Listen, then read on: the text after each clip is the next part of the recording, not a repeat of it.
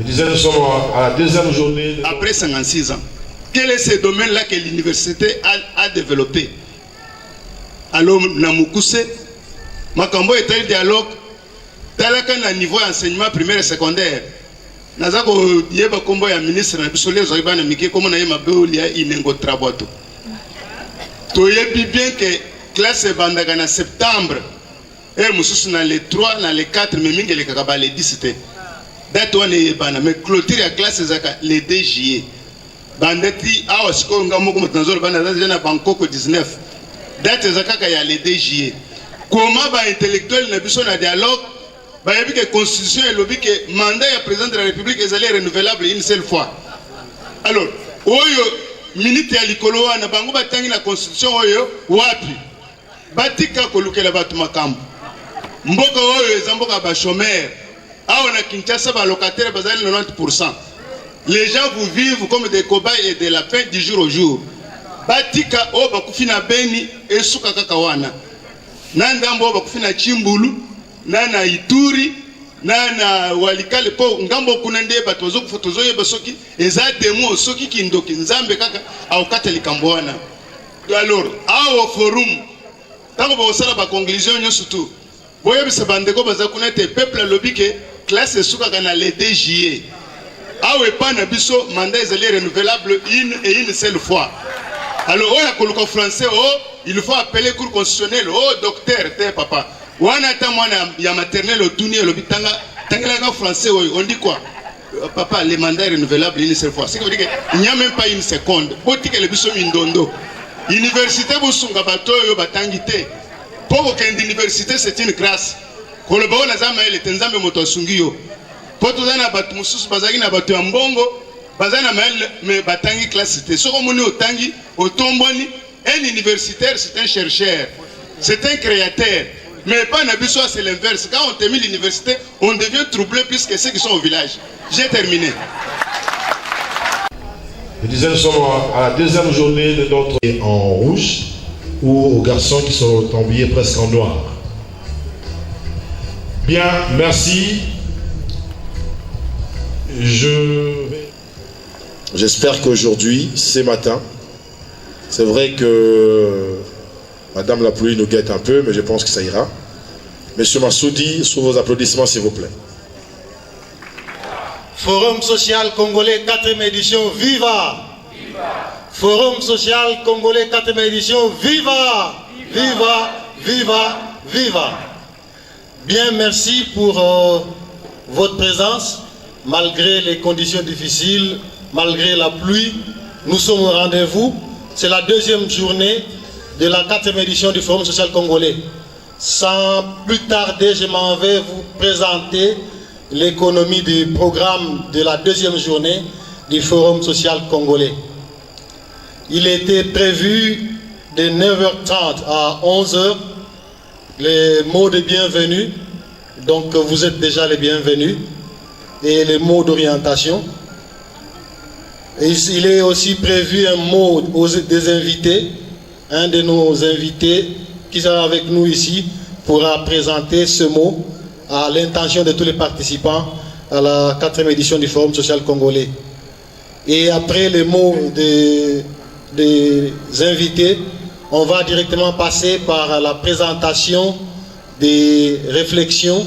Et la première réflexion sera faite par notre camarade Victor Nzouzi et ça portera sur l'aperçu des luttes des peuples pour le changement dans le contexte de la mondialisation, défis et perspectives. Ensuite, nos deux camarades Henri Mouya et Dani Singoma vont nous présenter les processus du Forum social congolais après le Forum social mondial de Montréal qui s'est tenu au mois d'août du 9 au 13 août 2016. Et après leurs interventions, suivra l'intervention du doyen Norbert Yamba sur la sauvegarde des acquis de la démocratie en République démocratique du Congo. Et enfin suivra un débat général et des propositions qui seront issues de tous les intervenants, de tous les participants ici présents. Après ce débat, nous allons nous regrouper en 4 ateliers thématiques pour cette première journée. La le premier atelier thématique qui va partir après le débat portera sur la démocratie, décentralisation et élection. Et là-dedans, il y aura 3 réflexions. La première réflexion, c'est élection en République démocratique du Congo, contribution à une pratique électorale efficiente et aisée, par le professeur Kamufwenkete de l'Université Congo. Ensuite, le défi du développement autocentré face aux enjeux électoraux, qui sera présenté par notre collègue et camarade Jean-Jacques Luamba. Et aussi une autre réflexion sur la société civile face au dialogue. Ce sera dans le premier atelier thématique sur la démocratie, décentralisation et élection. Le deuxième atelier thématique portera sur les ressources naturelles. Et là-dedans, 2 réflexions sont prévues. La première, l'exploitation des ressources naturelles et le développement des communautés locales, défis et perspectives, qui sera faite par la CERN, la commission électorale, la commission épiscopale pour la conservation des ressources naturelles, la sauvegarde de l'environnement aussi. Et la deuxième réflexion sera sur le réseau ecclésial sur le bassin du Congo et les changements climatiques, qui nous sera faite par notre camarade Henri Mouia de CERN. Alors l'atelier thématique sur la protection sociale sera co-animé par le professeur Charles Mazinga de Pomuko et Dr Irène Sadiolanda de CGAT. Et le premier parlera des défis de protection sociale, le rôle des mutuelles de santé dans la couverture santé universelle, mais aussi le deuxième portera le développement des mutuelles de santé et les défis de la qualité des soins en République démocratique du Congo par Dr Irène.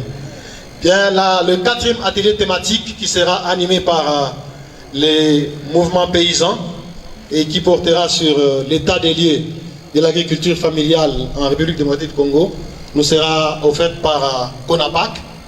Et la deuxième réflexion dans cet atelier thématique portera sur la charte électorale paysanne qui sera présentée par CONAFED, et le CNONG alimentera le débat sur la question des mouvements paysans, défis et perspectives, défis et enjeux en République démocratique du Congo. Ces ateliers seront ponctués par la construction des alternatives. Ça veut dire que chaque atelier pourra se désigner un modérateur qui, à la fin, pourra fournir au secrétariat toutes les propositions, toutes les recommandations qui seront issues de chaque atelier thématique. Et il est prévu aussi les visites de stands dans les après-midi et un forum sur la paix qui sera co-animé par la OPU et l'association culturelle Nandé. Et donc, sans plus tarder, nous allons... sans plus tarder, on va passer le micro à notre collègue Camille pour les dispositions pratiques en ce moment.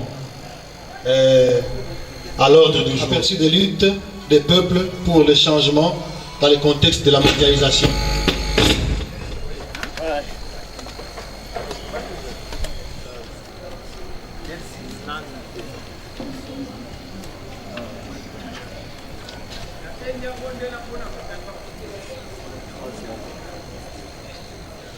Oui, merci beaucoup pour la parole.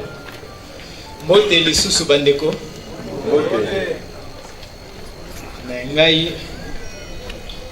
Bon, Nayoki Yango quand même. De toute façon, souvent dans mon aperçu de lutte de peuple pour le changement dans le contexte de la mondialisation néolibérale. Awa Tokolanda, Mutunyo Sazana programme, ils puissent comprendre lutte d'abord et Tumba. Oyo baninga bazali nango na bamboka mususu pe epai na biso. Na contexte nini? Na contexte ya mondialisation. Donc il faut qu'il y ait un contexte. Mondialisation, oyo ezali ko salate, lelo yo ata kozo sala loso na bumba, mais Organisation mondiale du commerce a lobby loso pe il faut euta na Vietnam et ya awa. Mondialisation yango pe ezali ko salate. Les loyaux, ceux qui ont l'ingio sala par exemple, ont attribué ba marché na yo, au lobby muto tonganzela, mais mondialisation elingi po ete marché wana batonga nzela, il faut ça la appel d'offres na niveau international. Donc mondialisation ezali na ba norme nango na oyo structure bazali ko benga organisation mondiale ya commerce. Pe okomona yango tango zali ko sala ba affaire na yo balobi keba na Congo loi ya affaire ezali OADA. Donc keba. Donc mondialisation ezali ndenge mokili ekomi bazoloba village planétaire. Likambo ezali ko leka sikoyo. Ndenge tozoloba sikoyo makambo ezali ko tambola ezokoma déjà na États-Unis ekomi déjà partout. Mais ndenge pe tokoki komata na avion tokei, ndenge technologie ezali ko avancer, ndenge commerce ezali ko avancer, mais ndenge pe ba multinationales, ba grandes entreprises oyo ezangi mboka. Balobi ezali une entreprise américaine. Ce qui est na États-Unis balobi non. Biso eza bisote, wana eza filiale na biso eza na Congo. Mais entreprise yango ye na Congo balobi te, ya awa te, ya France. OK na France balobi te, entreprise oyo eza ya kuna. Bah voilà. Donc mondialisation contexte nango yango wana. Alors ba lutte nini bato bazali ko mener. Oyo nyonso Dani amekaki ko expliquer yango lobby. Donc ailleurs nini bazali ko sala face na néolibéralisme. Libéralisme c'est ça là déjà. Nous sommes au Congo, vous savez que l'État, il y a eu un État indépendant du Congo avant la colonisation. Je ne sais pas si vous vous rappelez encore. À l'époque de Léopold II, le Congo ici, c'était pas un État comme n'importe lequel. C'était un État indépendant où il devait y avoir libre circulation. Donc déjà le Congo à cette époque-là, et ça là qui n'a pas puissance, Oyo, un peu ndenge tozali na Monisco, bazali France azali, Angleterre azali, bon, OANAP azali. Donc na Congo ezalaka ndenge wana. Donc colonisation eye ko bakisa banini nyonso na libéralisme, mais néolibéralisme lelo ezali eloko moko il faut bo remarquer bo totala yango malamu. Néolibéralisme ezali libéralisme, mais na forme ya sika. Forme nango ezali ko salate okatinga ozana nko bakoki oya balongwe na ba avion na bango kuna ba eko bwakela bino bomba wa. Mais lelo ba osala sous forme wana te. Lelo forme ezali bakozwa yo na ye bana libota moko batie bino en conflit bino na bino bokomi ko bunda. Hein ndenge bozoyoka na est parfois balobi ke eza banini ba groupes armés bazo benga yango. Ya biso na kati ya Congo. Mais pendant ce temps-là bango bazo ko exploiter minerai. Ils en profitent pour exploiter le minerai. Mais à l'époque, on devait coloniser. À l'époque, on devait imposer d'autres mesures. Mais maintenant, on utilise d'autres mesures. À l'époque, dans la colonisation, ils prenaient tout ce qu'ils avaient besoin comme minerai, richesse et tout cela. Mais les lots bazo zoango ndenge mususu. Bakoya, balobi, toko exploiter ba minerai na bino, ba minerai wana toko exploiter bino. Donc ils prennent le minerai presque comme à l'époque coloniale. Loterie pour les États-Unis. Mais en fait, c'est une nouvelle forme d'esclavage. Bazo pona bato baza vigoré, donc si ko bazo pona bato baza maeli.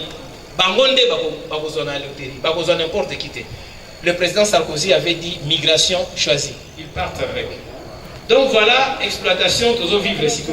Siko ba combat nini tozali ko mener. Ba combat o bato bazali ko mener ailleurs. Nazui ba combat moko o ezali en peu na mboka ezali fa. Tozui mboka lokola Brésil. Mboka lokola Brésil, il y a un mouvement qui est né vers les années 83, le mouvement des sans-terre. Donc o basala kabilanga. Ba mouvement des sans-terre bango Bazali Batu Oyo. Au Brésil, c'est courant comme on a une grande exploitation comme ça. Alors, vous n'avez pratiquement, vous devenez comme des manœuvres agricoles. Vous avez ça là et pas na bango, vous avez mabélé.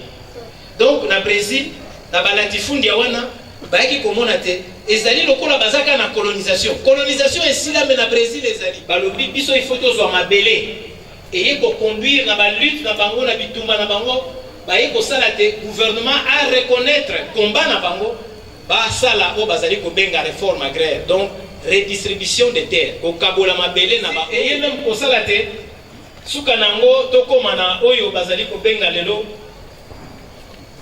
Na mboka na biso on a célébré ça le 17 avril. Pour passer la Kabilanga, ezali journée internationale de lutte paysanne. Donc les paysans brésiliens bundaka bitumba bakendeki na état ya para na Belém. J'ai eu la chance de les état fédéral. Balongwe lokola batu balongwe par exemple concernant ma belé parce que bazalaki na besoin ya koza ma belé. Malheureusement en cours de route nous fêtons même ici au Congo nous commémorons pas et fêter la journée internationale de lutte paysanne du 17 avril. Ils sont tellement organisés pour la Kobunda de façon que forêt amazonienne, où ils sont un peu comparables à la forêt à Congo et pas à la biodiversité, souvent on reconnaît le droit à peuple indigène. Ici, très souvent assimilé à peuple pygmée, je pense. Mais de manière générale, ceux qui habitent la forêt ou bien ceux qui sont dans des milieux où il y a des minéraux, donc ils sont peuple autochtone.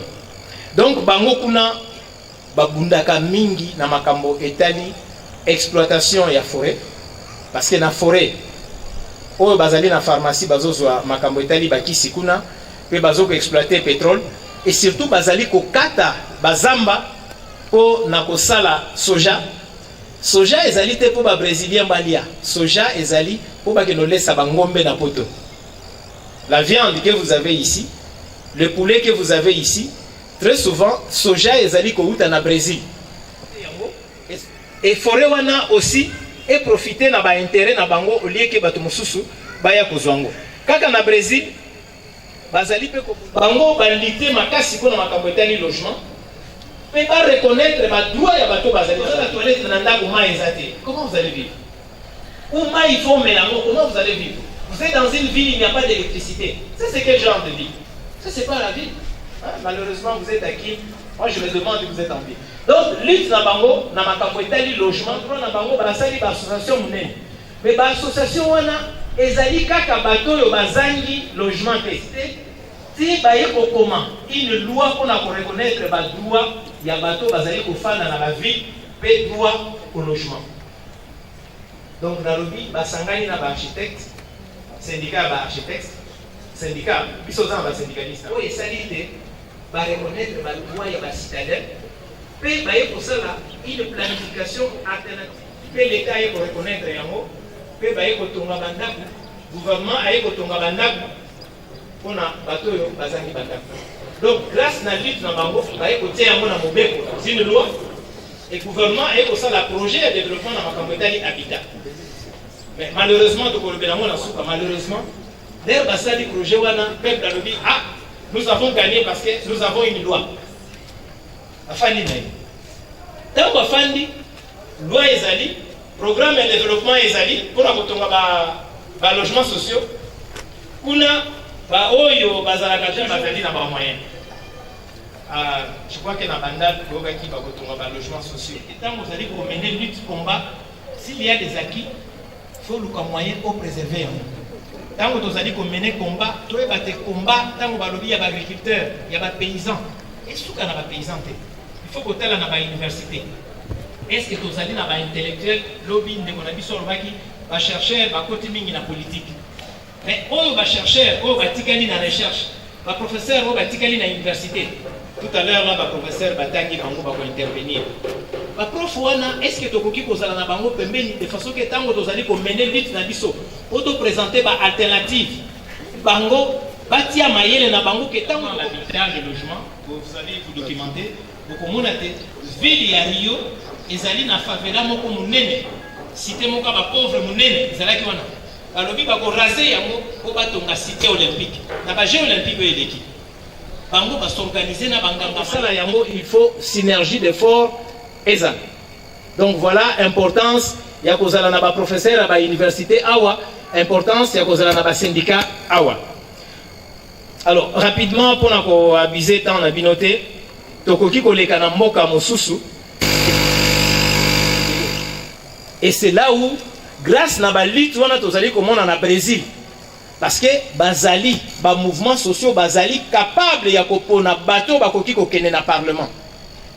Et c'est là où Bozo au Brésil, il y a un grand problème. La présidente Oazali Kuna Sikoyo, il faut aller à la justice parce que à sali maquillage, il y a pas compte à l'État maquillage, et ça quoi, attirer en beauté. Par contre à l'État attirer en na ndenge na ye, et nyonso batu bazali komene. Na Brésil aussi, na biso za na mboka to moni yango nante. Mais et pas na bango ba budget ya ndenge wana ba mona ki yango keza normal te. On leur dit bango na Brésil ba lobi non. Faut to ça la budget participatif na ville na biso à Porto Alegre. Donc budget wana ba osala ngo ndenge ni. Eh ben ba tie ngo na budget, école, santé tout ça, ba tie ngo na budget. Et budget wana emati et comme budget ya ville, poste budgétaire nyonso ezali kuna, ceux qui postent moko ezali respecté te. Ils sont avec nous. Comment? Dynamique des quartiers. Donc voilà. Donc dynamique des quartiers, biloko ndenge wana mais bino moko siko ko sali budget na bino. Et tant que budget wana ba respecter yango te ko ki ko beta film. Et budget. À sali maquillage à bas chiffre, eh bien vous pouvez les sanctionner. Donc bino pe boko ki ko sala yango. Donc Mali baza batu oyo baza tellement organisé en fait en Afrique de l'Ouest dans un mouvement associatif pas tellement organisé, nous aussi nous sommes organisés mais bango au moins ba lutte na bango yo kanaka. Na bilanga na ba agriculteur. Mais ba moni lokola ezali makambo mabele makambo foncier balobi au lieu de sangana ka biso moko ba ye ko sangana na bato bazali ba expulser na makambo etali logement. Donc basali ke o bazali ko benga libéralisme en réalité c'est un libéralisme parce que ezali triqué et pas na bango bazali ko sala dumping bazali ko sala bango na États-Unis bango na sud ya Europe bazali ko pesa ba financement et pas ya ba coton culture on nous interdit ya ko financer biloko wana balobi l'état comment on appelait ça ce qui l'état papa est mort ce qui l'état l'état providentiel. Donc, à Koufa, Bokoki Kopé, ça va subventionner. Et pourtant, aux États-Unis, les producteurs, il y a coton, il y a Mali. Les producteurs, il y a coton, il y a Burkina Faso. Les producteurs, il y a coton, il y a Bénin. Les Sangani. Et structure, mon nez, le police, et ça n'est pas possible. Tout ça, là, tout mener le combat. Mais ceux qui ont coton, n'a pris à coton. Il y a coton, la semence. Ceux qui aussi ici, il faut que nous sommes sous semences, c'est pas Batouana, au lieu que Ozoa, semences, et qu'est-ce qu'ils ont fait? La sali tout, Batou, Bazali pour produire la semence, Wana, Ogem, Baye, pour sensibiliser Batou. Donc, va sensibiliser Batou de façon que Bango, Yozo Ponaga Koko, Olio Ponao, Kolona facile. Voilà. Donc, voilà. Donc, pour Nakolobate, Bango, Balobi, nous devons tout faire de façon que tout lié à biloko tozali ko produire awa. Je faisais une observation tout à l'heure. Il y a 3 jours ou 4 jours, Troïka, ce qui Troïka ya exécutif. Ah, il sango boko wela yango na mama. Tango bazali ko ba souveraineté alimentaire, ezali koko epesa yo sucre et pas na yo. Mais ezali te koko basala nango carburant. Po bangonde il faut basala carburant. Bato bazali ko bunda koko basala nango sukali. Basala nango biloko kolia banyama mais basala nango carburant. Bon voilà. Maman cadeau. Bon, c'est un bon cadeau peut-être. Mais tout ce que je voulais dire que la souveraineté alimentaire balingete ji oyo ezala ji ya nana ya solo. Anana oyo anana ba fini mai nango wana omeli. Pai ba fini mai nango omeli. Maman. Donc on sale la kande wana. Donc combat wana nde bandeko ba mener. Je doute un peu. Parce que pourquoi nazo douter? Nazo douter parce que tout ça batu oyo très souvent tous on tenir l'engagement na bisoté. Tous on luka facilité. Et tous angi pouvoir d'achat. Ceux qui ont un pouvoir d'achat et que la difficile au pona elo kokolia. Et pourtant koki ozanga pouvoir d'achat parce que combat koki ko mener yango na ba minéraux tozali nango na forêt tozali nango na mabele tozali nango poto za na pouvoir d'achat. Et ça me conduit en Afrique du Sud. Bas sud-africain. Bas syndicaliste sud-africain. Il y a acier ba wuti ko sala grève moko monene mikoleleki. Je crois bolandi yango. Bango balobi il faut pas pesa bango 12% d'augmentation à salaire. Ba kolo ya ba compagnie balobi non biso to ko pesa bino 7% ya augmentation à salaire. Balobi non. Bitumba monene malheureusement comme souvent la police a la gâchette facile, il y a eu des morts. Mais conséquence, dans la lutte, na bango, boyoki ba élection locale, ce qui s'est passé dans certaines villes. Le pouvoir a perdu ba élection na ba ville mususu, des grandes villes. Et combat wana ezali combat ou ezali mené na ba travailleurs grâce na ba syndicat na bango. Pona nini pona kozwa pouvoir d'achat. Donc biso il faut tout ça la makasi. Quand on est syndicaliste, je pense que tozali biso nyonso combat yango to komené, il faut kotala. Lelo yo zali syndicat compagnie na weza malamu. Mais bandeko ya lac babundi bitumba awa. Poto lobeli bitumba eza étranger. Mais bandeko ya lac babundi bitumba awa basuki wapi? Bandeko ya Banro, oyo wana na Kivu, Ituri, là où il y a de l'or là. Sud Kivu Maniema. C'est SCPT. Et même la SNL qui est en danger par rapport à la libéralisation Ezali. Donc, na Miba, chaque fois, on nous a dit qu'on avait mis 20 millions de dollars. On nous avait même montré l'échec. Et après, on ne sait pas où est passé les 20 millions de dollars pour nous relancer Miba. Et le jeune Wana, Bomoni Bango Awa, le jeune Babanda Kosala ko exploiter ba minerai de façon artisanale, bazotambwisa ba wewa Awa. Et ceux qui à côté d'Anzelo balobi kokotate. Mais ces jeunes-là, tango bazalaki na ba moyens mike, si on les avait encadrés, est-ce que c'est là Kinshasa? Donc, to réfléchir na biloko wana. Ba lutte oyo ba ninga bazali ko mener ailleurs, ezali ba lutte inspiré biso. Ba lutte oyo ezali koleka lelo en Europe par rapport na austérité. Austérité bozomona ngo na Grèce. C'est sur la question de la dette grecque. Bateli bango banyongo moko ezalite na banyongo lokuta. Pendant qu'ils étaient en crise, France na Allemagne bayokani batekela bango ba armes. Tala na mikambo. Grèce ezali en crise, bazoluka mbongo, France alobino bosomba ba armes na Allemagne. Et à la fin, bozomona peuple ndenge azali kolite. Mais ba combat wana eza ba combat pe batu mususu, il faut réfléchir mingi. Na Grèce, ba nyongo mususu Grèce baza ko bunda na Europe, ezala na Espagne, na Grèce, na Irlande, na Portugal. Sangani bosala marche balobi attention au terrorisme. Un activiste a sangani alobi bato yo yana mar ba lega kiao. Bato yana mar ba lega kiao. Bato ya balé citoyen ba lega kiao. Mais bato wana ils ont mené un combat au Sénégal et au Burkina Faso. Yana mar et balé citoyen. Ba mené combat na Sénégal, ba mené combat na Burkina Faso. Mais tant qu'on va balayer pas na biso wa balobi attention sont les terroristes. Et donc tozo sala mais toke ba parce que combat na biso ezali combat oyo lelo et komi pasi. Surtout la lutte contre le terrorisme et surtout dans notre pays où tout est qualifié de politique. Mais la politique c'est quoi? Moi ici je fais de la politique. Ce que je fais ici c'est de la politique. La politique c'est la gestion de la cité. Et je dois participer à la gestion de ma cité. Qui vous a dit que la politique, c'est le mensonge? Qui vous a dit que la politique, c'est pouvoir brimer la population? La politique, c'est la gestion de la cité. Et la démocratie, dans notre lobby, qui toute la démocratie, on va élection, mais la démocratie, est ali. Ezali, n'enge population, azali, ko participer. Evo Morales. Mais Evo Morales, azana ni président wana. Mais c'est ici on dirait un pygmée. C'est un peuple autochtone, un paysan. Alors la ville, la municipalité à perdre. Malheureusement chez nous ici, nous devons comprendre le sens de l'élection municipalité. Malheureusement, alors que c'est le pouvoir à la base. Ezali ne bino na vote ezali et pas na biso na quartier na biso na ba revendication na ba préoccupation na biso. Mais la politique et les politiciens bakoloba ah oui. Il faut que la municipalité de façon que l'élection présidentielle est dans 3 ans. Donc, bref, tout ça là, alors, je pense, je termine par l'information. Vous avez le droit de manifester librement, comme pétition, et lorsque le droit n'a pas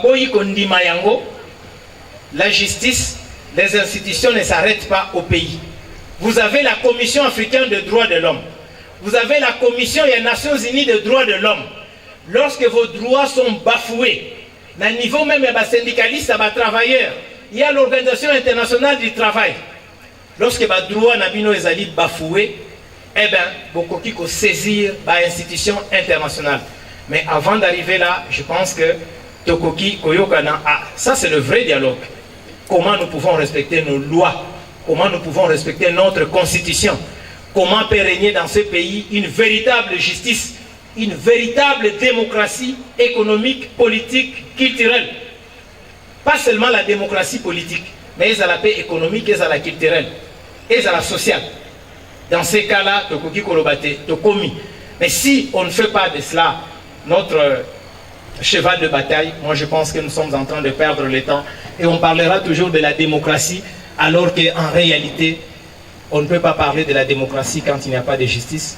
On ne peut pas parler de la démocratie lorsqu'il y a violation des droits humains, lorsqu'on n'arrive pas à respecter la Constitution, lorsqu'éternellement on a un budget de misère alors qu'on a toutes les ressources naturelles qu'il faut pour avoir des moyens. Je vous remercie.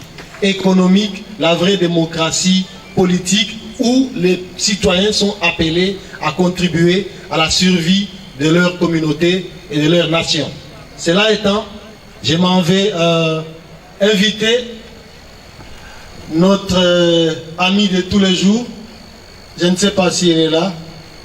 Elle pourra faire un mot d'encouragement aux participants. Madame Catherine Brahi. Elle est déjà partie, ok. Alors je vais inviter les deux intervenants qui vont nous parler du processus du Forum social congolais, notre camarade Dani Singoma et M. Henri Mouia, pour qu'ils nous entretiennent un tout petit peu de ce que c'est le processus et l'après-forum mondial pour les enjeux du Forum social congolais. Camarade Dani, camarade Henri, prière de nous rejoindre ici. Forum social congolais, viva! Forum social congolais, viva! Viva! Viva! Mes chers amis, j'aime toujours que les caméras soient un peu désaxées. Et ça, 12e Forum social mondial au Salem. Pourquoi Forum social mondial est Salem au Canada? Hier, je l'ai dit, que le Forum social a démarré en 2001 à Porto Alegre au Brésil, parce que Nani pe Ndekonabiso Victor Aouti Oloba, parce que le groupe Abatou, Batelemaki, tant qu'on bâtit OMC en place, Organisation mondiale du commerce, on a Oloba, mondialisation, Otozo Kenenango, et ça mondialisation à bienté. Et ça mondialisation, pour profiter na ba multinationales, na ba pays à G7, plutôt que favoriser ba peuple. Tout le monde la mondialisation, va lobby, libre circulation des biens des personnes. Mais tant que tout le monde que plus les marchandises circulent, le transfert et en bongo, ils ont circulé bien, mais pose un visa, au circuler pe na mokili, Olanda place mbongo kendaka, to place utaka et comme il passe. Donc immigration est un problème, circulation à personne est un problème, cause un visa est un passe, bamboka mususu ko kende est vraiment passe. Donc mondialisation ana est mondialisation à bienté. Victor Nzuzi pe auti boye bisabiso Ndenini, mondialisation, et au Salem, avec l'exploitation des ressources naturelles et tout ça. Alors, l'Iboki Abatouba Sangara qui va lobby, il faut tout moi, mouvement Moko, pour sensibiliser le peuple par rapport à la mondialisation. Tout le cas, alter mondialisation. Parce que tant que Bandaki, tant que mouvement Forum social et Bandaki, Bazolo Babaza anti-mondialisation. Ça veut dire qu'ils ne veulent pas de la mondialisation. Mais Balobi, non, mondialisation est bandit le loté. Mondialisation est bandit kala. Depuis très très longtemps, mondialisation est zalaka. Déjà avec l'évangélisation, les missionnaires, ils ont sous forme de mondialisation. La religion, ils ont déjà un aspect à mondialisation. Religion chrétienne, religion musulmane, religion bouddhiste et tout ça, ils ont une forme de mondialisation. Mais Oyo, il y a vraiment ampleur, ils ont une mondialisation économique. Ça veut dire économie, luka ndenge nini tokoki ko gérer mbongo nyoso ya mokili, ba ressources ya mokili na eloko moko tobengi mondialisation. Alors, forum social au Salemaki na Brésil, na lobaki yango lobby, Brésil et puis que na Inde, après Inde, forum mususu Salemi na Bamako, En même temps, ça a mis 3 places, Bamako et pas Hugo Chavez na Venezuela, et Moussou se salemi d'accueillir 100 000 personnes venant de tous les pays du monde. C'était un problème. Déjà, le gouvernement à Nairobi, il y a Kenya, ils ont qui pression makasi. Lui, pour aller au Bondimi, Batouana, on va s'opposer à un pays à G7, va s'opposer au capitalisme, bah, il n'y a pas de Nairobi, a bandi un forum, à l'objet marche d'ouverture à forum, parce que marche, tu t'imagines ceux qui 100 000 personnes, Batamboli, pour réclamer des droits, pour ça attire tout le monde. Bah lui, non, marche, comme ça se fait au Brésil, les à la ville, dans Nairobi, marche, on est au Salemate. Discussion à Mouné, les qui pour la marche. Après, bah l'objet, non, marche au Salemate dans stade. Mais tu vas marcher dans le stade, parce qu'en même temps, marche, c'est la sensibilisation. Il fallait des soins toutou, il y a Afrique du Sud, il y a négocier. Il fallait, moi c'est à François Mitterrand, Daniel Mitterrand, il y a négocier. Il fallait Hugo Chavez à négocier. Parce que Azao Sunga pays, on a Kenya, on a militaire, on a pilote militaire. Alors, ceux qui vont autoriser marche à forum, on a retiré les militaires. Donc il y a une pression. Après Kenya, bon, tu as autorisé marche, mais vous avez un coin. Pourquoi? Parce que Biso Tolinga qui marche et Banda, place où Babengi Kasarani, Babengi Nabosa. Quartier, oui, Nana Ebi Congo. Hein? C'était la fin de la marche.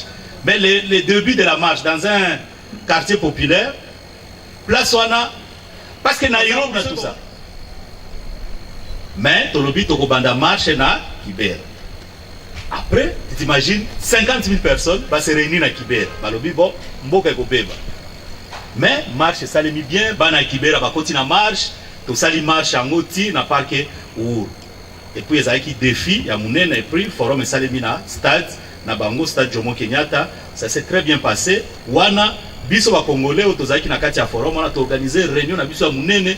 C'était pendant qu'on préparait les élections au Congo. Tout le monde voulait connaître la situation du Congo. C'était après Sun City, tout ça. Salle Nabiso, il y a réunion, il y a forum social. C'est la salle qui avait accueilli le plus grand nombre dans l'atelier thématique. Parce que tout le monde voulait savoir ce qui va se passer au Congo. Puis, tu as lancé le processus, il y a forum social congolais, tu as belé, puis, Nakati Awa, Bazaki na Nairobi. Après Nairobi, mais le problème à Nairobi, c'est que les organisateur, il y a forum social. Et comme très cher qu'aux stand, comme très cher, donc et comme forum, il y a exclusion. Kuna na Kibera, place à Bachegi à Nairobi, basali forum na bango, parce que souvent, ba entreprise wana, basala la publicité à Makasi, ba tonga ba école, ba nini, c'est bien, mais ne respecte pas ba droit, il y a ba travailleurs. Par exemple, dans l'entreprise wana mingi, tous les travailleurs qui sont là ont des contrats à durée uniquement déterminés. La charge sociale est altée. Ils font souvent la sous-traitance de la main-d'œuvre pour s'occuper de la sociale, il y a des travailleurs ou des syndicats qui ont évité, dans domaine mais ont évité sur l'entreprise ou un syndicat. L'association a été mobilisée à Batou. Batou n'est pas l'association à quartier, il y a quartier, l'association à Miké. Pourquoi? Il y a publicité à forum, il y a ONG, mais pas comme l'association. L'association est plus à 10 000. Mais tout y a ONG parce que ce sont les ONG qui financent. Et ça, les discussions, Tito est adopté que la publicité à forum, ceux qui macaron, parce qu'à l'époque, macaron à forum, il y a combo à l'association, il y a ONG à miner les autres financés. Si tu as sous combo à Moutou, tu as le même droit dans le forum. Donc, et ça, révolution pour la Kati, il y a forum.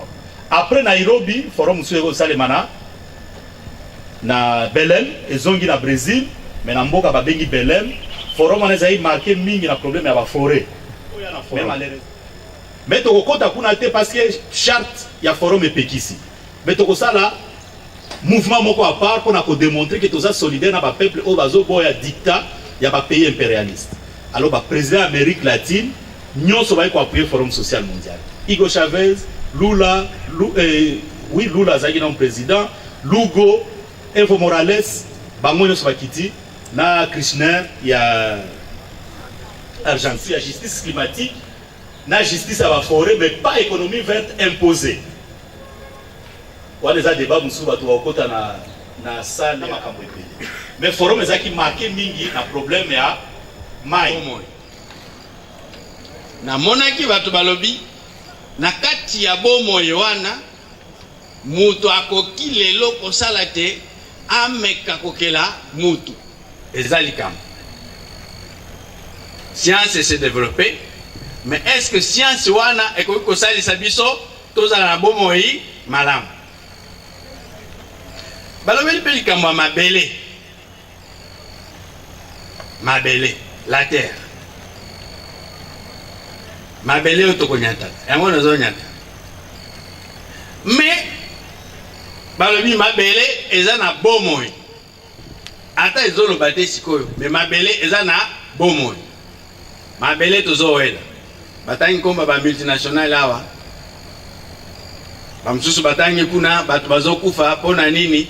Parce que bamsusu balingi bazwa mabele munene. Kasi na tango tozozwa biloko eza na kati ya mabele, kita ya mabele, est-ce que tozotosa mabele? Balobi mabele nde mama na biso. Est-ce que biso tozo considérer mabele lokola mama na biso? Na tango tozo nyokola mama na biso pe azotika biso. C'est pourquoi on a parlé de la question de l'environnement. Tango balobi makambo environnement, baye makambo ya changement climatique. Tango balobi makambo ya changement climatique, bakomi na makambo ya accord de Paris. Oya COP 21.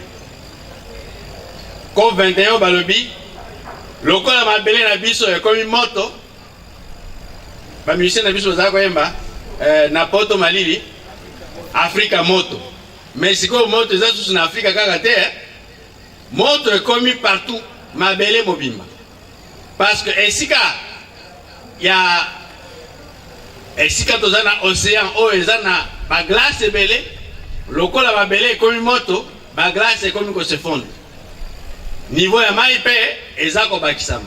Ce qui peut faire que batu mususu bazana ba île mabele ya muke bakoki kozina mabele. Tango mabele wana zindi batu pe bazangi bomoi. Tosala nini? Est-ce que engagement eza ndenge moko na baoyo baza responsable ya pollution na baoyo baza ko polluer muke? Soki totali baoyo baza ko polluer ebele esika bazali baliaka baza na possibilité ya ko se soigner, baza na possibilité ya kotanga lobi mutu moko alobaki awa recherche, baza na possibilité ya kosala recherche. Kasi baoyo mosusu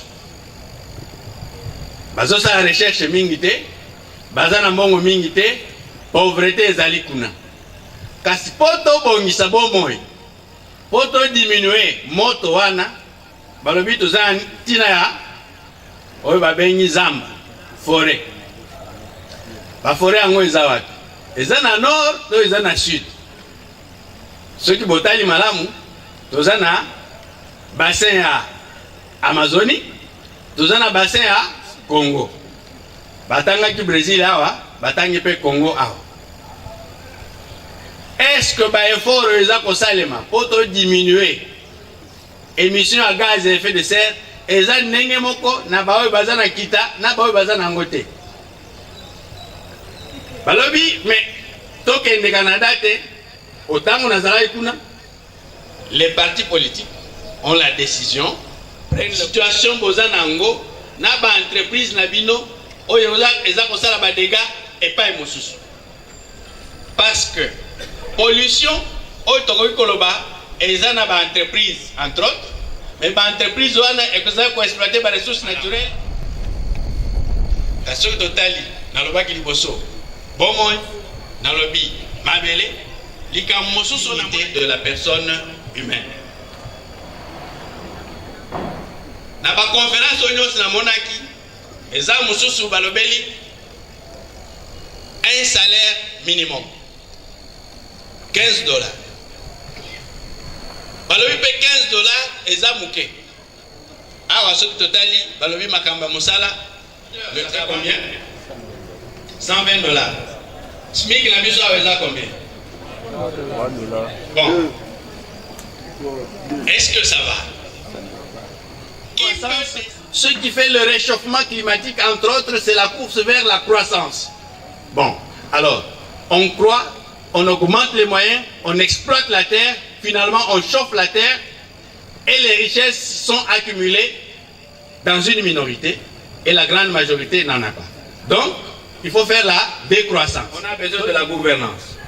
Il y a une gouvernance nationale, il y a une gouvernance mondiale. Une gouvernance nationale, est-ce que notre gouvernance marche? Comment faire pour qu'on puisse changer? Parce que nous, on peut avoir l'avenir du forum social, l'avenir de nos engagements, devrait tenir compte de cela. Parce que vous ne pouvez pas changer l'accès à l'eau sans que ceux qui ont des idées, qui viennent des mouvements sociaux, puissent dialoguer avec ceux qui ont leurs moyens. J'ai vu autre chose, on a parlé des paradis fiscaux. L'eau là, oh, il y a, comment? Fiscalité. Pour accumuler Kita et Belé. Mais ces paradis fiscaux sont dans quel pays? Dans les pays qu'on peut considérer comme hautement démocratiques.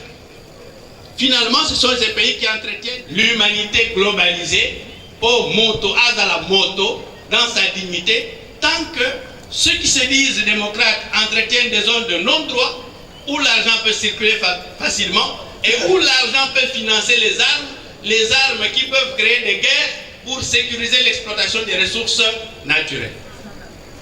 Est-ce que nous sommes capables de réfléchir sur ça? Est-ce que Azam a la possibilité à Kolia suffisamment? Comment faire en sorte que ma belle Tozanango Munene, Tozanabiloko à Kolia, Oyo Batunyo Soba Kolia, 3 fois par jour par exemple? Donc là, maman Kolobaki Lobi, Oyo Nano Alindu, Kolobaki, Natikel na 5 minutes, Natikel Siko na 1 minute. Le forum social, c'est un lieu où on a la possibilité d'avoir des engagements. Et en ayant des engagements, nous devons tenir compte du fait que Bamoussou Bazana Makanisi, Bamoussou Bazana Bamoyen, Bamoussou Bazana pouvoir. Si on ne fait pas cette synergie-là, on ne peut pas avancer. La société civile ne peut pas avoir peur de ceux qui ont le pouvoir. Et tous doivent considérer que les moyens doivent être redistribués équitablement.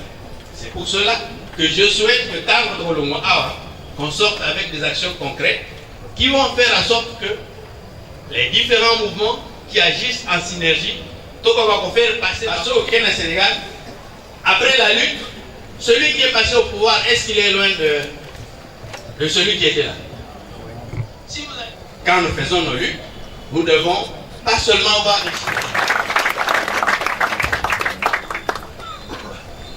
dignité humaine, mais en tout, le tout ayant un lien entre le pouvoir, les finances et l'intelligence ou la connaissance.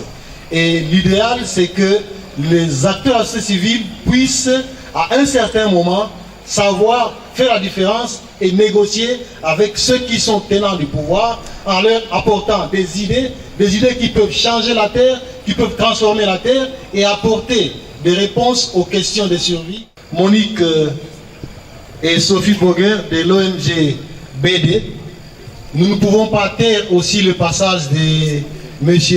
René Ngongo du Conseil économique et social et bien d'autres ici au niveau du Forum social congolais. Je m'en vais alors remercier notre camarade Dani des acquis de la démocratie en République démocratique du Congo. Merci. En Afrique, le long effort les Osalema, ils allaient que Mboka ils allaient voir village il y a démocratie où les Osalema na kata Mboka na biso. Mais il y a liboso na lukaete na loba moi muke na o etali Mboka na biso. Parce que si tu connais pas l'école tam susu, tu connais pas réellement importance et responsabilité de ça pour la Mboka et de liboso. Pour le forum social, il y a des salema na mokimo bimba. Et zo salema mingi bando ba uti koloba yango et bani na site. Parce que ce côté na mokimo bimba, il y a 3 espaces géographiques autobengi sous-développés. Tout ça na Amérique latine, place forum social et bandi autobengi Brésil, tozali nazi de mousson tozali bien en Afrique. Il y a 3 espaces géographiques où ils ont la difficulté, où ils ont la pauvreté, où ils ont la passe depuis mboula na mboula pesa ko continuer. Ce que tellement mouké na Amérique latine basalima effort. Brésil andeko ba uti ko pesa ba information awa moi ma cache salemi parce que mboka le Brésil ils ont à peu près 69% de la population de pauvreté absolue. Ils ont un régime dictatorial. Le logo tozoloba na effort ya lula na bandeko mususu. Brésil est commis calamité de la 6e puissance économique du monde et commis 7e parce qu'il est quand même la Grande-Bretagne. Le lot tozoloba c'est 2000 milliards 450 milliards de dollars de produits intérieurs bruts. Brésil, c'est une grande puissance. Brésil, les Oya, avant Russie, au Yazana, 1000 milliards 900, et Zoya avant Inde, 1917 milliards de produits intérieurs bruts. Il faut Salemi. Il faut Salemi, y compris il faut Salemi en Inde, il faut Salemi en Chine, au Yazana, on a 8000 milliards 250 milliards de dollars de produits intérieurs bruts. Quand c'est ce qu'on a dit, il est allé en Afrique. Défi ça mingi, pas ces collègues, espoir exact, humiliation, frustration. Beaucoup de choses en Afrique. Moi,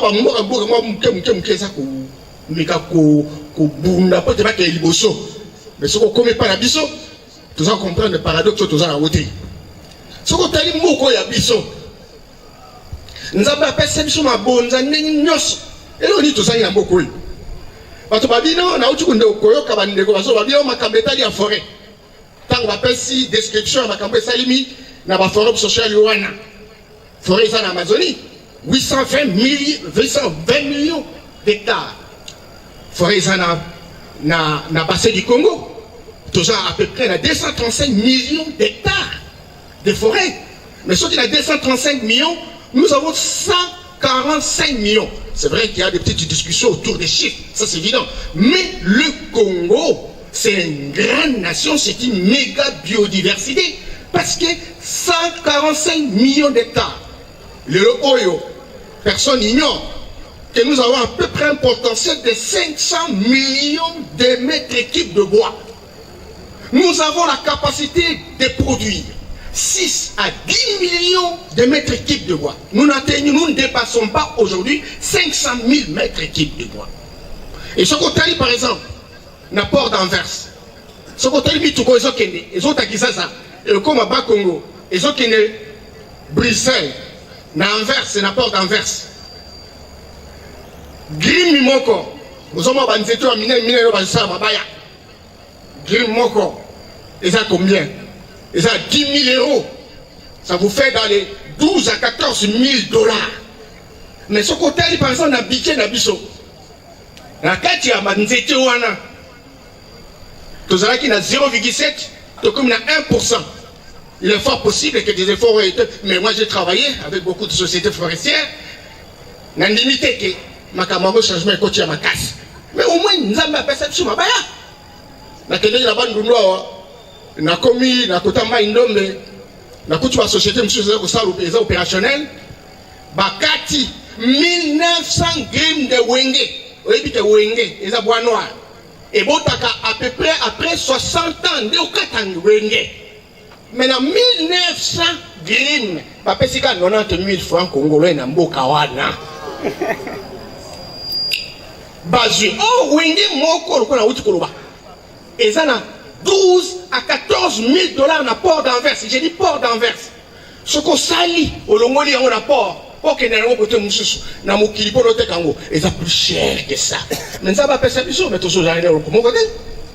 Ce qu'on kei kuna hôpital les athées, bandele les athées, bakla signoso et ça ndele na bikora kutuna uta komona wakote pas mais administrateur à territoire, azana kita ko yamba ote pourtant oui société basa ko salo exploitation forestière wana mabaya zo sale ba etc. pour eza wana mais mabaya ko sa kiti pona administrateur ya mabatu izate. Et pourtant ce côté par exemple la code forestier nyoso ane et bombami et sengami ke ba pesa kamwa ndamwa mbongo na oyo nyoso zo sala exploitation. Congo na biso eza scandale dans le sens positif. On va faire géologie. Tout ça va minérer belé. Tout ça va minérer belé. Prospection, il y a panel au Salemi, na site Katanga. Bazui, 48 minéraux. Site Katanga Pam, 48 minéraux. Na 48 minéraux, on a 12. John Minami Bale, eza na mokili mobimate. John Minami Bale, eza na mokili mobimate. Ce côté, par exemple, on va dire que Maroc est en phosphate.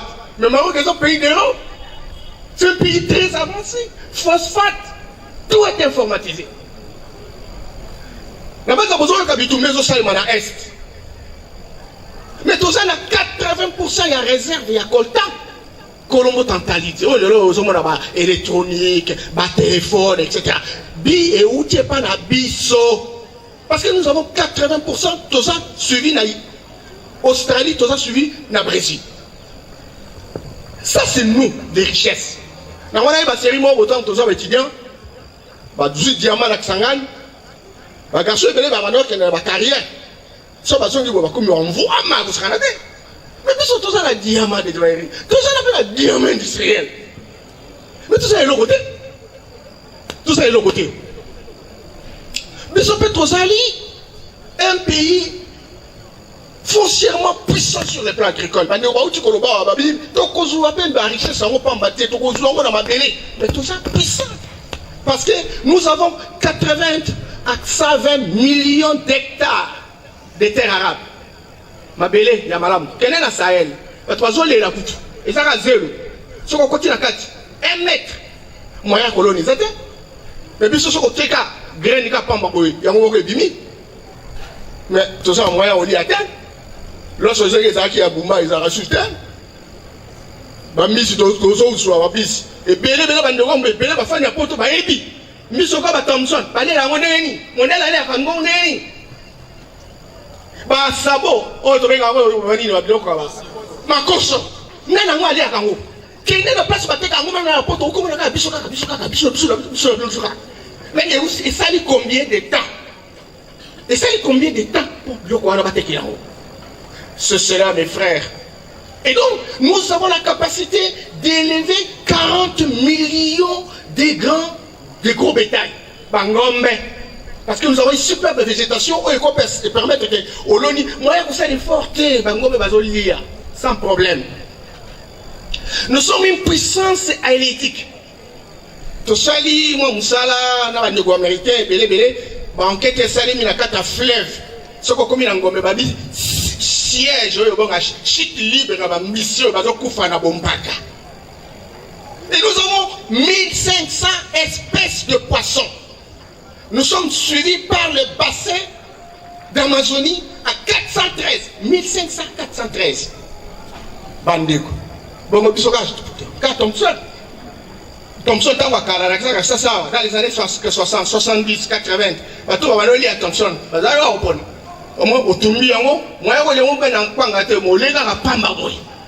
Mais comme il régime, ce qu'on dit, il y a des camarades qui ont été pessier, moi, il y a bourse, où il y a des débits réguliers, tout ça, il y a affluent, tout ça, il y a rivière, le lac le plus poissonné.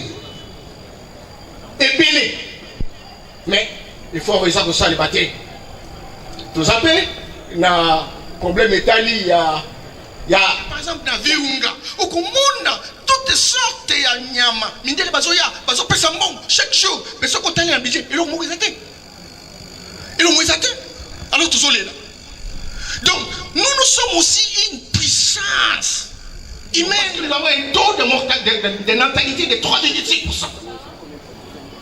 Et donc, nous avons la possibilité, ceux qui sont contrôlés, nous pouvons même atteindre 100 millions. Motorisation peut s'acheter, tant mieux. Mais tant qu'on est tout ça, il est ok, n'a qui comme béni. Ok, mais finalement, comme Binjo. Moi, exacté. Pour exacté, nous allons rater. Et vous savez que nous allons tout ça, à peu près 145 000 km à Nzela. Et 100 km, il y a Nzela, il y a Bamaï. Tu le le, ça, ils ont sauté. Ma chemin de fer, 7 000 km. Parce que deux la passe. Donc, et comme il y aura musulman, on dirait que tu as conscience dans ma camoufle à monter. On dirait que tu as conscience dans beaucoup de perception de la pauvreté.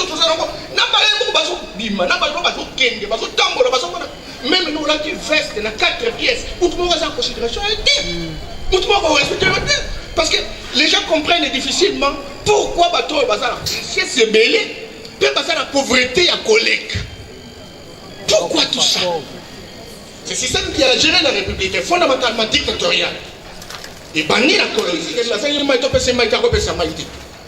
Ce qu'on a dit, c'est que bateau a bazar pour ça, on va à l'école. Tout le monde a un bureau. Tout le monde a un manzela. On va aller comme ça là. On continue comme ça là, on va aller comme ça. Et puis, je suis commissionnaire, ma femme ici, je suis Sika. Alors, ma commissionnaire, je suis Kaka, je suis tant que je suis démocratie ou pas, on s'en fout éperdument. Il y a un moment où on a sali élection. Élection, on a sali, on a triché, mais les résultats montrent qu'il n'y a aucune influence sur les chiffres. On dirait, il y a un salaki calcul statistique, sur base de calcul statistique, à mon résultat. Non! Il n'y a aucun Ambanaka, aucun Nord Kivu. Vous avez qui 3-4 personnes ont tiré conclusion que les résultats ne changent pas l'ordre d'arrivée. Ça, c'est sa mise avec tout un peuple. Et alors, il y a des penseurs. Et il y a des intellectuels. Dani, il n'y a pas encore d'intellectuels ici. Il n'y en a pas. Il n'y en a pas. Quiconque au défi. Jamais quiconque. Pas d'intellectuels.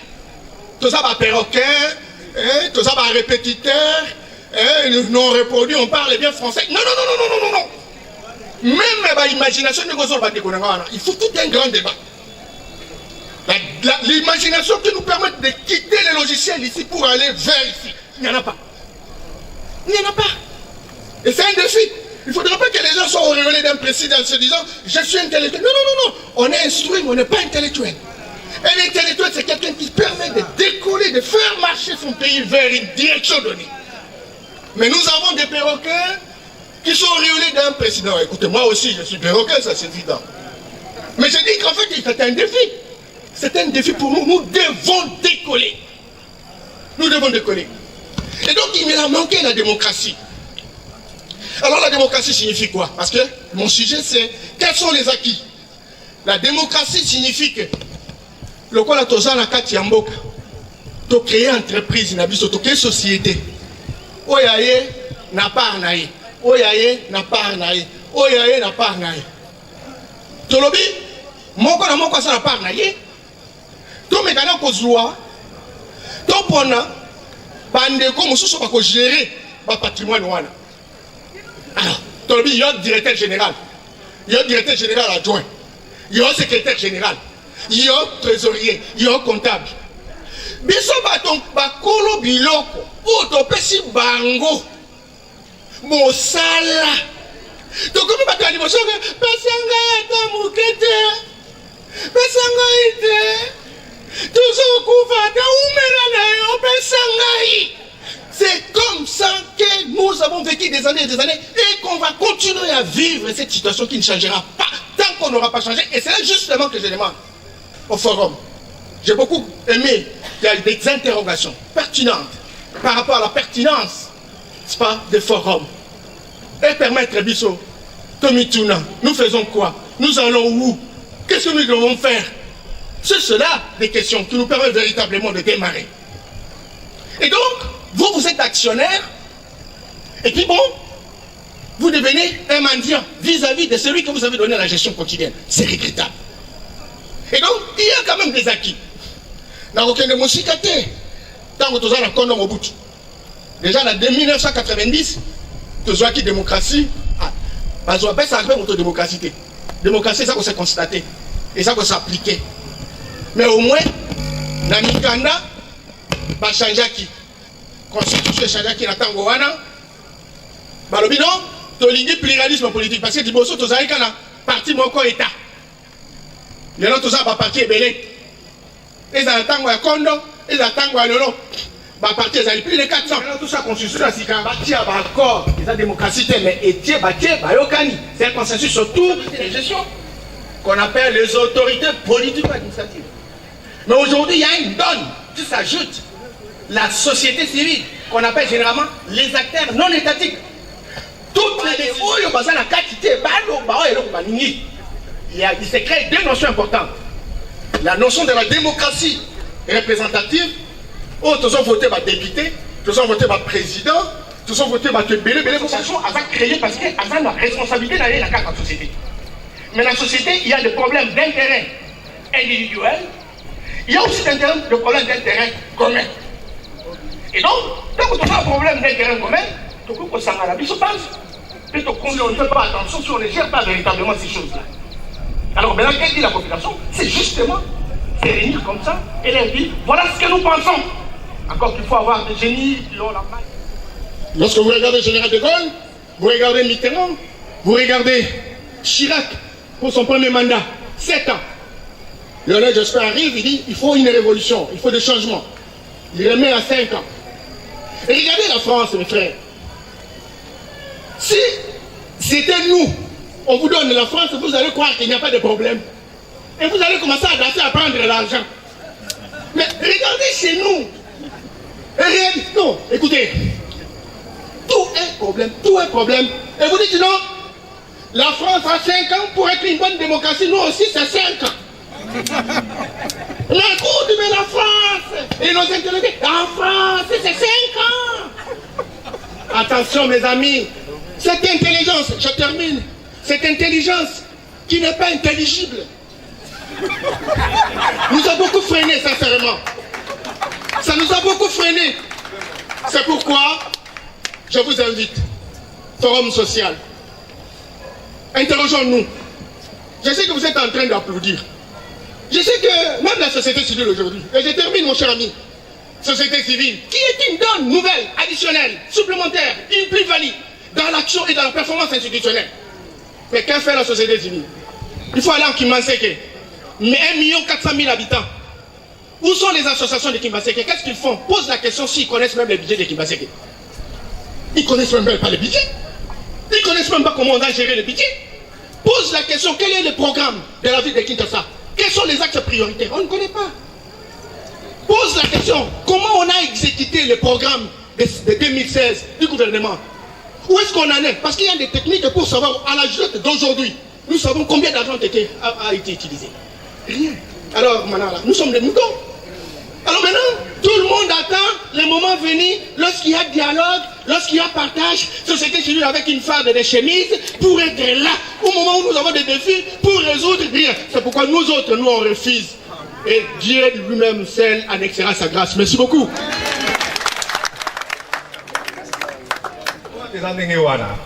Qu'est-ce qui se passe? Vous voyez dit que démocratie n'a pas été loyo et allé kitoko.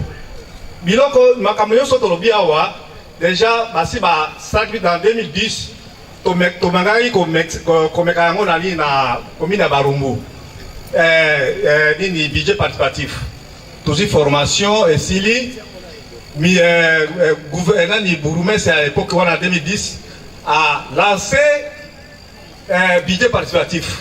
Ils ont lancé des lois, les accords en août du 23, tout ça.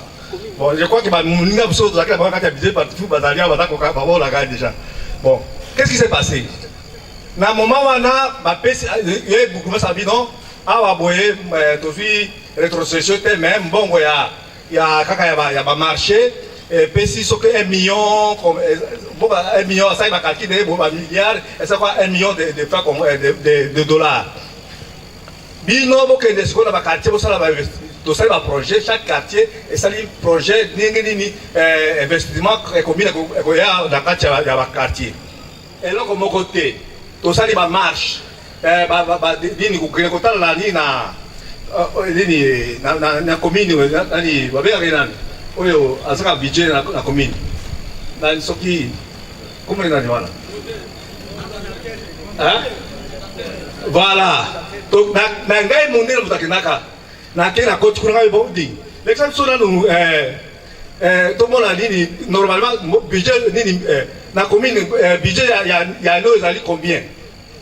À ma grande surprise, ils ont fait un budget, ils ont 10 000, ce que 10 000 francs congolais, et qu'on a 1 million de salwa quitté. Talaka dini kawana, tesiko yo tolandaka, année passée, en 2013, m'a changé bourgmestre, toqué par la bourgmestre de Sika.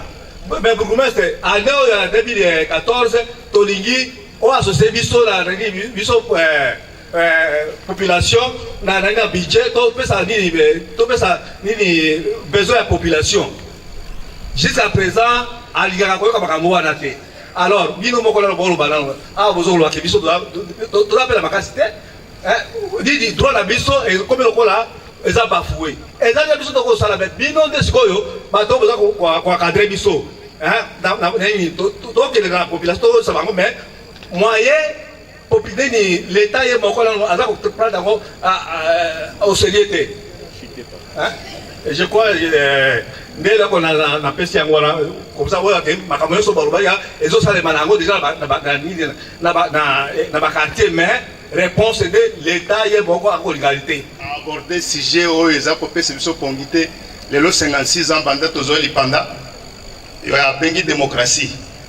Tout le gouvernement Balumo Babakizeng, Tina, il y a les lots, ils ont la carte Yamboka. Et là, il y a Mboka, eux, c'est un message de dialogue. Comment expliquer qu'après 56 ans, l'ère de Panda Balobaki, classe militaire, c'était des capacitaires. Les Français, l'école primaire, vers les années 60-61. Les 56 ans après, quand on fait les statistiques, Balobi est tombé dans universitaire, docteur, professeur, licencié, gradué, après 56 ans. Quel est ce domaine-là que l'université a développé? Alors, Namoukousse, Makambo est un dialogue, talaka na niveau enseignement primaire et secondaire. Nazako yeba kombo ya ministre na bisole zoiba na mike comme na yema beolia inengo traboto. Toyebi bien que classe bandaka na septembre, et mususu na les 3 na les 4 mais mingi le kakaba les 10 c'était. Date wana yeba na mais clôture ya classe zaka les 2 juillet. Bandeti awa siko ngamo ko mutanzolo bana na Bangkok 19. Date zaka ya les 2 juillet. Comment les intellectuels ne sont pas en dialogue? Il y a une constitution et lobby que le mandat du président de la République est renouvelable une seule fois. Alors, le ministre de l'Ikolo, il y a une constitution wapi batika kolukela batu makambo mboka oyo ezamboka ba chômeur awa na Kinshasa ba locataire bazali 90%. Les gens vous vivent comme des cobayes et des lapins du jour au jour. Batika o bakufina beni esuka kaka wana. Nandambo bakufina Chimbulu, nana Ituri, nana Walikale po ngambo kunande batozo kufotozo ye basoki eza demo soki kindoki nzambe kaka au katolika mbwana. Alors, au forum tango ba osala ba conclusion nyo surtout.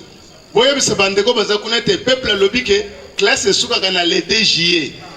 Awe pa na biso mandat ezali renouvelable une seule fois.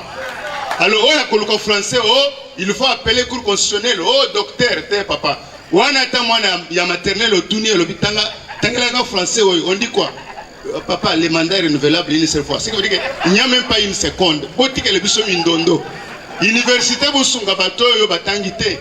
pour qu'une université, c'est une grâce. Pour le bon, on a les tenzambe motosungiyo. Pour tout ça, on a battu Moussous, Bazagi, a battu Ambongo. Bazana mais batangi classe c'était ce qu'on au tangi au tomboni un universitaire c'est un chercheur c'est un créateur mais pas Nabiso c'est l'inverse quand on termine l'université on devient troublé plus que ceux qui sont au village. J'ai terminé. J'aime ceux qui me font du mal. Mes pleurs ne sont que des colonnes du feu qui montent au ciel. Tu m'as arraché ma femme, tu m'as fait révoquer des services, tu m'as couvert de honte et d'humiliation. Mes larmes arrosent avec peine mon cœur. En pleurant, je terrasse la rancœur. En chantant, je chasse la peur et les soucis. En méditant, je découvre ma véritable nature spirituelle. Je me souviens de ma mort au Japon, corps déchiqueté par la bombe atomique à l'Hiroshima au Japon. Ressuscité en RDC, je cherche mon corps. enterré dans une fosse commune à Béni. Je vois que les pieds. Où sont les autres parties de mon corps? Quelqu'un me demanda, feras-tu la louange de Hitler? L'ennemi, c'est un homme. Hitler était une incarnation. Il incarnait le monstre hideux présent en chacun de nous. Hitler et ses sosies sans nombre qui peuplent le monde, depuis l'Est jusqu'à l'Ouest, incarnent la haine et le pouvoir. Ébloui, je vois les vides. L'ennemi, c'est moi-même qui ignore les lois de la nature. J'aime le forum, je vous remercie. Merci. Ça veut dire, oh, bango bazo sala, eza bien te, mais biso to pesi proposition nini pour makambo kende bien. Toyokani, qu'est-ce que nous proposons d'autre par rapport à ce qui est fait? Et puis ezali biso en tant que forum na monde mobimba, ezalaka na décision te. Forum eza na décision te, eza espace. Forum eza espace, ça veut dire ba tout o baza na kati ya forum de bazwaka décision. Ça veut dire tant que lobi ba engagement. Ça c'est ko mayezo na ba quartier te. Mais biso en tant que bateau de participer à forum, qu'est-ce que nous prenons comme engagement par rapport à nous-mêmes pour agir en fait de faire changer les choses? Et qu'est-ce que nous proposons? Nous voyons que ça ne marche pas, mais voici notre proposition. Budget participatif est aussi maté. Ok. Mais qu'est-ce que nous...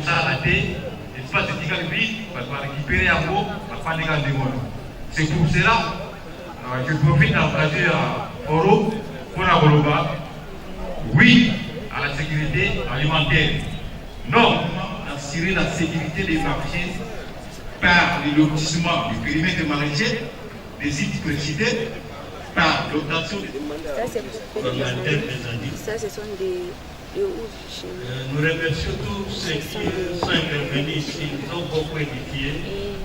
Mais comme venait de le dire Dani, je crois que c'est le moment de voir comment nous pouvons nous faire. Qu'est-ce qui pensent qu'ils sont prêts à s'y engager, qu'ils mettent en place un observatoire du dialogue national qui va débuter. Nous avons appris que les partis politiques de l'opposition, de la majorité sont bien représentés au dialogue. Comme par exemple, je viens de l'ONG Elaïs et voisine. Je vais m'atteler sur le pacte relatif aux droits.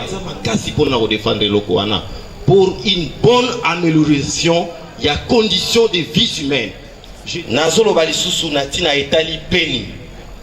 Souvenons-nous, il y a le défunt président Mousset qui disait nous sommes victimes d'un complot international.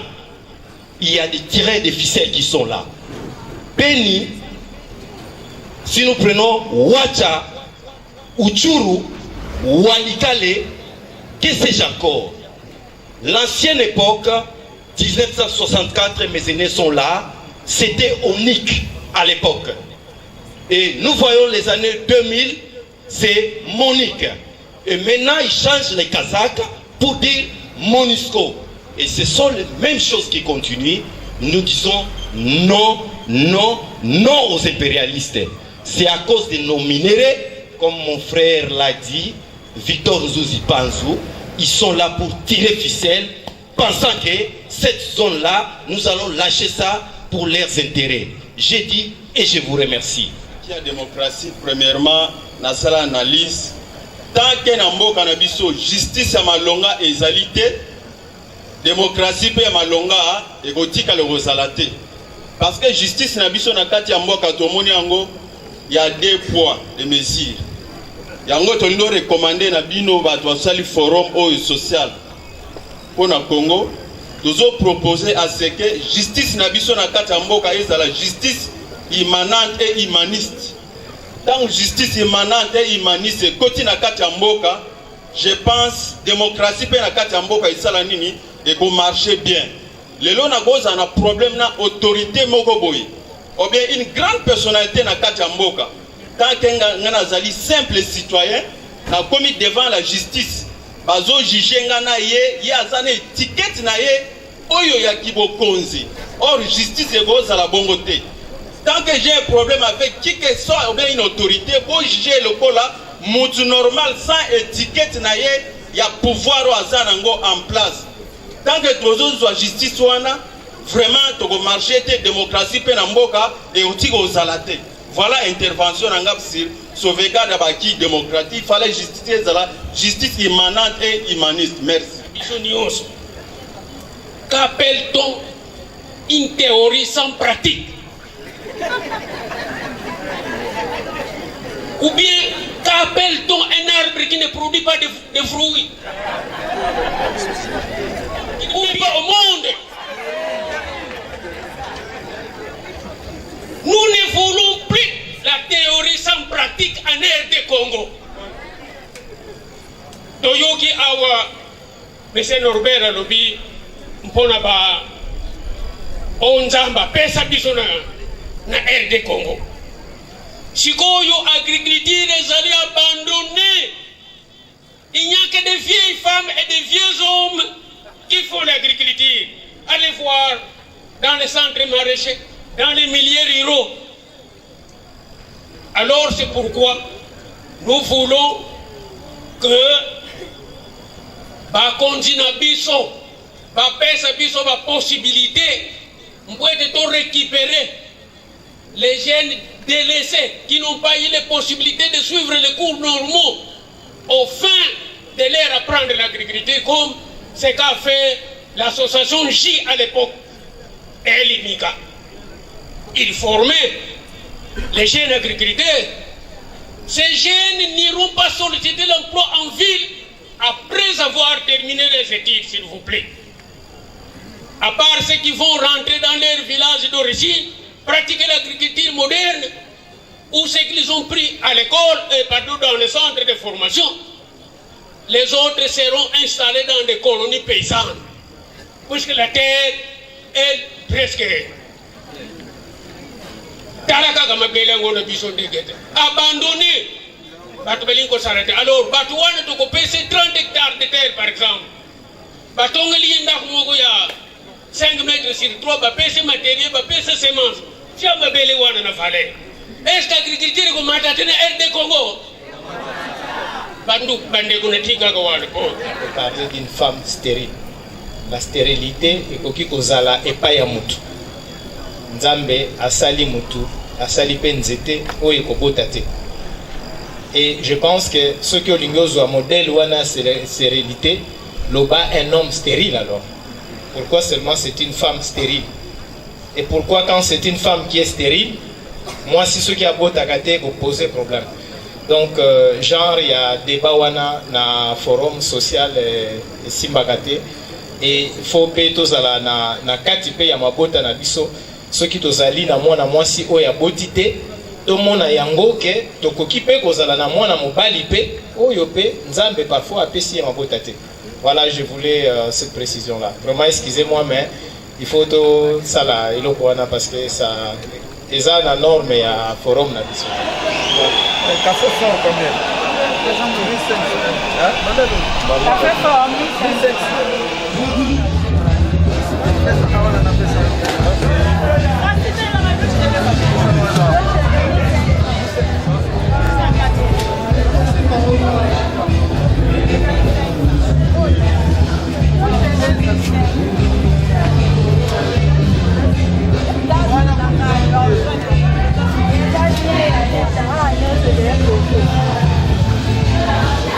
Voilà combien?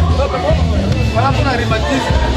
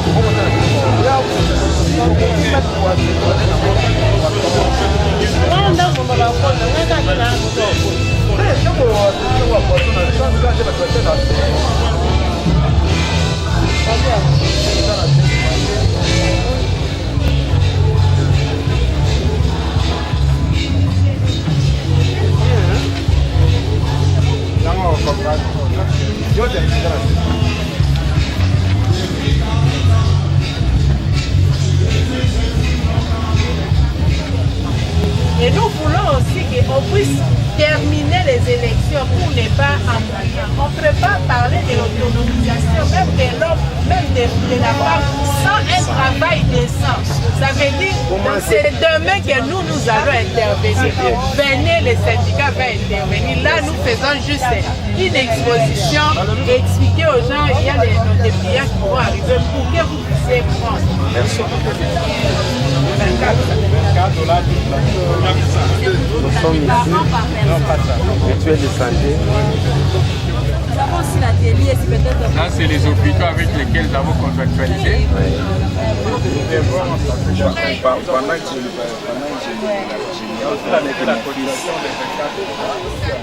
En atelier, il y a des politiques à la Nous sommes sur c'est la même staff. Oui, oui, je comprends. Oui,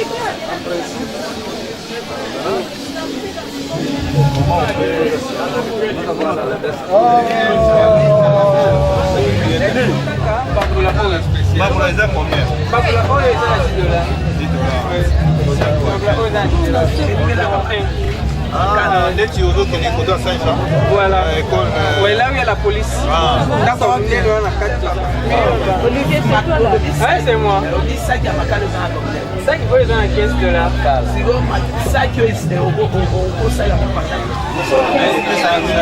y a toujours ce gars.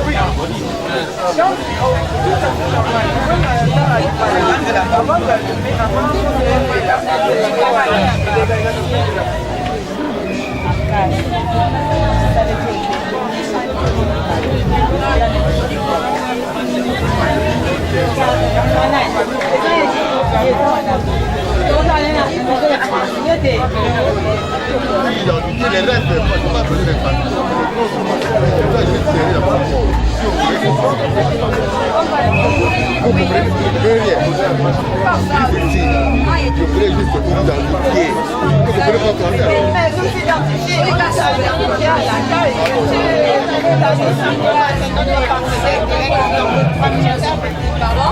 Ça à 1500 pour comprendre comment on a fabriqué ça. Merci. C'est riche, grave, produit. Là, c'est quoi, maman? Pardon? C'est quoi? C'est la bouillie grave, riche, allemande. Pour les gens qui ont la tendance alimentaire, pour le bébé.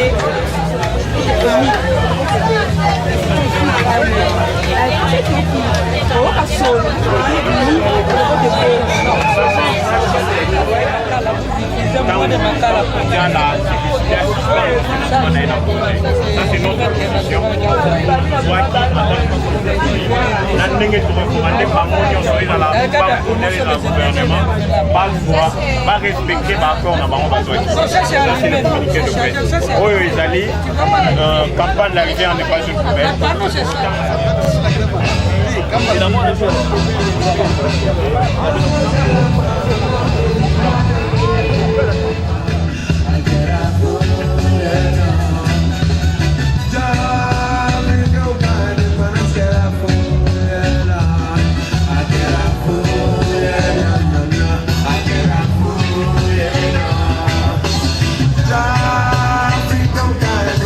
Africa,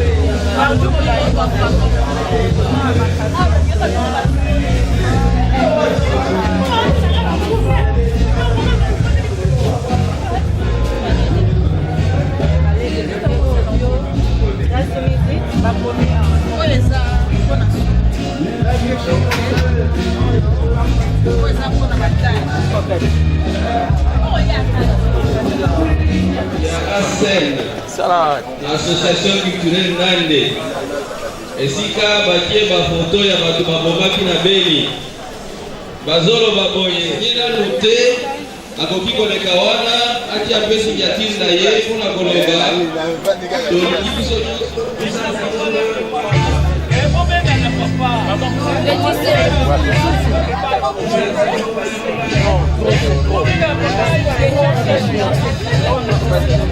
Oui, la pension de domicile.